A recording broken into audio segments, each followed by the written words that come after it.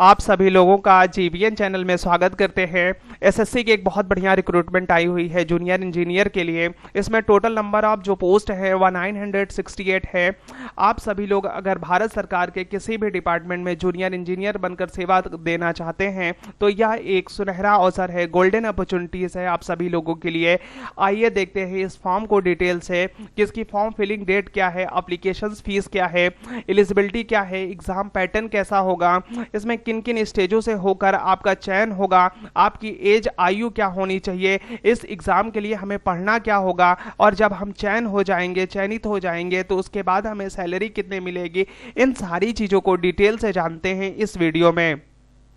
जो इसका form filling date है वह 28 मार्च से शुरू होगा और लास्ट डेट इसकी 18 अप्रैल रखी गई है। अगर आप फॉर्म फिल करने में कोई भी गलती कर देते हैं तो इसके लिए करेक्शंस की विंडो भी खुली होगी आपके लिए।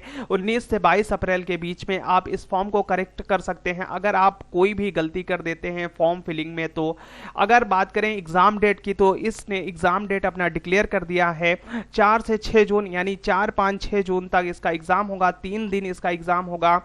अगर आप इस फॉर्म को फिल करना चाहते हैं तो इसकी ऑफिशियल वेबसाइट https://ssc.government.in पे जाकर फॉर्म को फिल कर सकते हैं। पहले अगर आपको ओटीआर करना होगा, अगर आप ओटीआर किए होंगे तो सीधे फॉर्म को फिल करेंगे। अब बात करते हैं एग्जामिनेशन फीस की। जनरल, ओबीसी और ईडब्ल्यूएस कैंडिडेट के लिए आपको सिर्फ और सिर्फ 100 रुपए ही देने होंगे, जबकि एससी, एसटी, पीएच कैंडिडेट के लिए कोई भी फीस नहीं देनी होगी और सभी कैटेगरी के लिए जो फीमेल्स हैं उनको भी कोई भी फीस नहीं देनी होगी। यह फीस जो है वह debit card, credit card, net banking के थ्रू दिया जा सकता है। इसके अलावा आप चालान के माध्यम से भी इसका पेमेंट कर सकते हैं। आइए देखते हैं एलिजिबिलिटी क्या है। एलिजिबिलिटी की अगर हम बात करेंगे तो भारत सरकार के बहुत सारे डिपार्टमेंट हैं और उसमें किस ट्रेड से वैकेंसीज आई हुई है और जो एलिजिबिलिटी है उसको देखते हैं क्या होगी। बॉर्डर रोड ऑर्गेनाइजेशंस में बात करें, इसमें सिविल, इलेक्ट्रिकल, मैकेनिकल तीनों के लिए है। आपको बीई बीटेक डिग्री होना चाहिए आपके पास। अगर बीई बीटेक की डिग्री नहीं है तो आपके पास डिप्लोमा होना चाहिए रिलेटेड ट्रेड में और उसके साथ ही साथ 2 साल का एक्सपीरियंस भी होना चाहिए। सेंट्रल पब्लिक वर्क डिपार्टमेंट की बात करें, इसमें आपको जो एलिजिबिलिटी है इंजीनियरिंग डिप्लोमा होना चाहिए किसी भी रिलेटेड ट्रेड से। Central water and power research station की बात करें, इसमें आपको इंजीनियरिंग डिप्लोमा होना चाहिए किसी भी रिलेटेड ट्रेड से। सेंट्रल वाटर कमीशंस की बात करें, आपको इसमें इंजीनियरिंग डिग्री होनी चाहिए, बीई या बीटेक होना चाहिए या तो फिर डिप्लोमा होना चाहिए रिलेटेड ट्रेड से। डायरेक्टर क्वालिटी एश्योरेंस नेवल की बात करें, इसमें आपको डिग्री होना चाहिए किसी भी रिलेटेड ट्रेड से या तो डिप्लोमा होना चाहिए रिलेटेड ट्रेड से और साथ में 2 साल का अनुभव यानी एक्सपीरियंस भी होना चाहिए आपको। फरक्का बैराज प्रोजेक्ट की बात करें, इसके लिए इंजीनियरिंग डिप्लोमा होना चाहिए आपको किसी भी ट्रेड से। मिलिट्री इंजीनियरिंग सर्विस की बात करें, इसमें आपको डिग्री होना चाहिए आप यानी बीई या बीटेक होना चाहिए। उसके साथ ही साथ इंजीनियरिंग या तो फिर आपको इंजीनियरिंग डिप्लोमा होना चाहिए रिलेटेड ट्रेड से और उसके साथ ही साथ आपको 2 वर्ष का एक्सपीरियंस भी होना चाहिए। नेशनल टेक्निकल रिसर्च ऑर्गेनाइजेशंस की बात करें, इसमें आपको इंजीनियरिंग डिप्लोमा होना चाहिए किसी भी ट्रेड से, तो आप इसके लिए एलिजिबल होंगे। एलिजिबिलिटी के बात करें, टोटल वैकेंसीज कितनी है? टोटल वैकेंसीज 968 है। आइए देखते हैं कैटेगरीज वाइज इन वैकेंसीज को। बॉर्डर रोड ऑर्गेनाइजेशन की बात करें, इसमें सिविल के लिए कितनी पोस्ट निकली है? 76, एससी के लिए, एसटी के लिए 36, ओबीसी के लिए 136, ईडब्ल्यूएस के लिए 48 और जनरल के लिए 142 है। टोटल वैकेंसीज 438 हो जाएगी। मेल कैंडिडेट के लिए यह वैकेंसी है। Border road organisation for male candidate के लिए ही है। जेई इलेक्ट्रिकल और मैकेनिकल के लिए देखें, इसमें जो वैकेंसीज आई हुई है, एससी के लिए 8, एसटी के लिए कोई पद नहीं है, ओबीसी के लिए भी कोई पद नहीं है, ईडब्ल्यूएस के लिए 2 पद, जनरल के लिए 27 पद और टोटल 37 पोस्ट है यानी 37 पोस्ट है। अगर बात करें ब्रह्मपुत्रा रोड मिनिस्ट्री ऑफ जल शक्ति की, इसमें सिविल के लिए कोई भी पद नहीं दिया गया है एससी, एसटी, ओबीसी और ईडब्ल्यूएस के लिए, जबकि जनरल के लिए सिर्फ 2 पद है। सेंट्रल वाटर कमीशन की बात करें, इसमें मैकेनिकल के लिए एससी में 1 पद है, ओबीसी में 1 पद है, ईडब्ल्यूएस में 1 पद है, जनरल के लिए 9 पद है। टोटल पदों की संख्या 12 है। सेंट्रल वाटर कमीशन की बात करें, सिविल के लिए एससी के लिए 19 पद, एसटी के लिए 6 पद, ओबीसी के लिए 39 पद, ईडब्ल्यूएस के लिए 12 पद है और टोटल पदों पदों की संख्या 40 है, 44 है जनरल के लिए, और टोटल पदों की संख्या 120 है। सेंट्रल पब्लिक वर्क्स डिपार्टमेंट की बात करें, इसमें इलेक्ट्रिकल के लिए एससी में 18 पोस्ट, एसटी में 9 पोस्ट, ओबीसी में 32 पोस्ट, ईडब्ल्यूएस में 11 पोस्ट और जनरल के लिए 51 पोस्ट है। टोटल पदों की संख्या 121 है। सेंट्रल पब्लिक वर्क्स डिपार्टमेंट पे ही बात करेंगे, सिविल के लिए एससी के लिए 32, एसटी के लिए 16, ओबीसी के लिए 58, ईडब्ल्यूएस के लिए 21, जनरल के लिए 90 पोस्ट है। टोटल पदों की संख्या हो गई 217। Central water power research station की बात करें तो इसमें इलेक्ट्रिकल के लिए एससी में कोई भी पद नहीं है और ओबीसी में भी कोई पद नहीं है, जनरल के लिए भी कोई पद नहीं है, एसटी और ईडब्ल्यूएस के लिए सिर्फ एक एक पद है। टोटल पदों की संख्या हो गई 2। अब बात करें हम central water power research station की, इसमें सिविल के लिए कोई भी पद नहीं है, एससी एसटी के लिए और उसके अलावा जनरल के लिए एक पद है। टोटल पदों की संख्या 3 है। ओबीसी के लिए 2 पद है। बात करें अदर ही आप देख सकते हैं जितने भी इसमें वैकेंसीज निकली हुई है, इधर ज़्यादा वैकेंसीज नहीं हुई है, मैक्सिमम वैकेंसीज उसी स्लाइड में थी। अब बात करें एज कितनी है, एज आपकी मैक्सिमम 32 ईयर्स होनी चाहिए CPWD के लिए या CWC पोस्ट के लिए।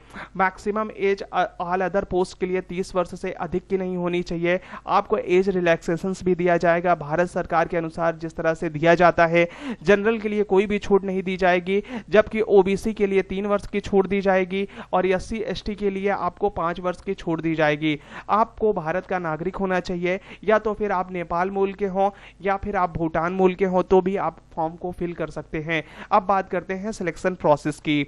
सिलेक्शन प्रोसेस इसमें किस माध्यम से होगा, जूनियर इंजीनियर की यह पोस्ट है, इसमें स्टेज फर्स्ट एग्जाम होगा, उसके बाद स्टेज सेकेंड एग्जाम होगा। जो लोग स्टेज फर्स्ट एग्जाम को क्लियर करेंगे वही लोग स्टेज सेकेंड का एग्जाम दे पाएंगे। फिर स्टेज सेकेंड के बाद मेरिट लिस्ट बनेगी, आपको उसके बाद डॉक्यूमेंट वेरिफिकेशंस कराना होगा। जो स्टेज फर्स्ट होगा वह सीबीटी यानी कंप्यूटर बेस्ड टेस्ट के आधार पर होगा। इसमें जो पेपर का मोड होगा वह बाइलिंगुअल होगा, यानी हिंदी और इंग्लिश दोनों में आपका पेपर आएगा। अब बात करें एग्जाम की, पेपर फर्स्ट जो होगा वह कंप्यूटर बेस्ड एग्जामिनेशन होगा जो ऑब्जेक्टिव टाइप का पूछा जाएगा।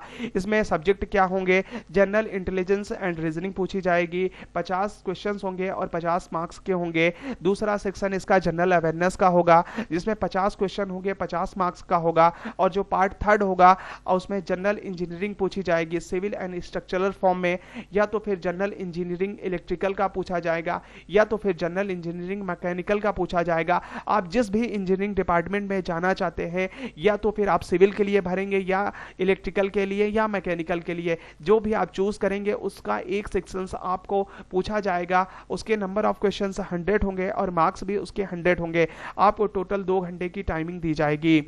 आप बात करें टोटल जो क्वेश्चंस होंगे पेपर में उसमें 200 क्वेश्चंस होंगे और 200 मार्क्स का होगा। अब बात करें पार्ट सेकंड की, यह भी कंप्यूटर बेस्ड टेस्ट होगा। इसमें क्या क्या आएगा, इसमें 100 क्वेश्चंस होंगे जो 300 नंबर के होंगे। इसमें जनरल इंजीनियरिंग पूछी जाएगी सिविल एंड स्ट्रक्चरल के रूप में। पार्ट बी में आपको पूछा जाएगा जनरल इंजीनियरिंग इलेक्ट्रिकल में या जनरल इंजीनियरिंग मैकेनिकल में। आप जिसके लिए फॉर्म फिल करेंगे वही स्ट्रेट से क्वेश्चंस आपको सॉल्व करना होगा, या तो सिविल के लिए या तो इलेक्ट्रिकल के लिए या मैकेनिकल के लिए। आपको इसके लिए 2 घंटे की टाइमिंग दी जाएगी और यह भी पेपर आपका ऑब्जेक्टिव होगा। दोनों ही पेपर ऑब्जेक्टिव मोड में होंगे और इसमें नेगेटिव मार्किंग 0.25 की होगी और आप सही क्वेश्चन करने पर आपको 1 नंबर दिया जाएगा। अब बात करें सैलरी की, यह लेवल 6 की पोस्ट होती है जिसका बेसिक पेमेंट 35,400 से लेकर 1,12,400 तक का है। आपको मैं सीधे तरीके से बोलूं तो आपको मंथली 50 से 55,000 रुपए पर मंथ आपको मिलेंगे। अब बात करते हैं कट ऑफ की, जो कट ऑफ 2023 की रही है। उस वर्ष टोटल वैकेंसीज आई थी 1324। सिविल के लिए जो कट ऑफ गई थी वह टीयर फर्स्ट की जो कट ऑफ थी, एससी के लिए 86.36518 मार्क्स गया था। कैंडिडेट अवेलेबल थे 3678। एसटी के लिए 86.32 कट ऑफ गई थी जिसके लिए कैंडिडेट अवेलेबल थे 1640। ओबीसी की कट ऑफ 107 थी। और इसमें कैंडिडेट अवेलेबल थे 4953। ईडब्ल्यूएस की बात करें, इसमें कट ऑफ 89 गई थी और इसके लिए टोटल जो कैंडिडेट अवेलेबल थे वह 2849 थे। जनरल की 110 कट ऑफ गई थी, इसमें कैंडिडेट 2159 अवेलेबल थे और अदर कैटेगरीज वाइज है उसकी भी आप कट ऑफ देख सकते हैं। अब बात करें इलेक्ट्रिकल और मैकेनिकल की, इसमें एसटी की कट ऑफ जो गई थी ये 103 नंबर गया था, एसटी के लिए 95 गई थी, ओबीसी के लिए 123 गया था। ईडब्ल्यूएस की बात करें तो उसकी कट ऑफ 110 गई थी, जनरल की कट ऑफ 123 गई थी और उसके बाद अदर कैटेगरीज भी आप देख सकते हैं। ये टीयर फर्स्ट की कट ऑफ है, जिन्होंने टीयर फर्स्ट की कट ऑफ को क्लियर किया होगा उसके बाद उन्होंने टीयर सेकंड को एग्जाम को दिया गया होगा। उस वर्ष 2023 में वैकेंसी ज़्यादा आई हुई थी, तो इसलिए आप सभी लोगों को इस साल अगर आप एक पद प्राप्त करना चाहते हैं, वैकेंसीज प्राप्त करना चाहते हैं, सरकारी नौकरी लेना चाहते हैं, तो आपको अच्छे से मेहनत करना होगा। अगर आप सभी लोगों को इस प्रकार का वीडियो अच्छा लगता है वैकेंसी से संबंधित, तो आप इस चैनल को सब्सक्राइब कर लीजिए। यह वीडियो अगर अच्छी लगी हो तो आप इस वीडियो को लाइक कर सकते हैं। अगर इस वीडियो को किसी की ज़रूरत हो तो आप उसे शेयर कर सकते हैं। अगर इस वीडियो के बारे में कोई भी सुझाव देना चाहते हैं तो आप हमें कमेंट ज़रूर करें। Thank you so much.